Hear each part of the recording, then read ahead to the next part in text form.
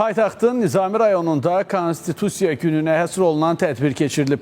Ümumilli lider Heydər Əliyev Müstəqil Azərbaycan Respublikasının Konstitusiyasının müəllifidir mövzusunda təşkil edilən tədbir Nizami rayon İcra Hakimiyyəti və Yeni Azərbaycan Partiyasının rayon təşkilatı ilə birgə keçirilib.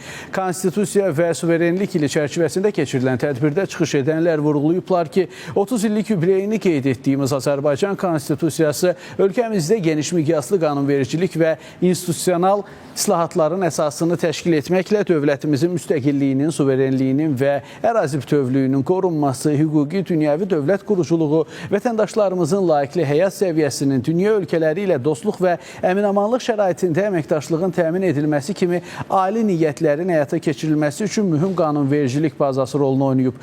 Bu ölkənin ilk müstəqil konstitusiyası olmaqla onun demokratik hüquqi və dünyəvi dövlət kimi formalaşmasını təmin edən əsas qanundur.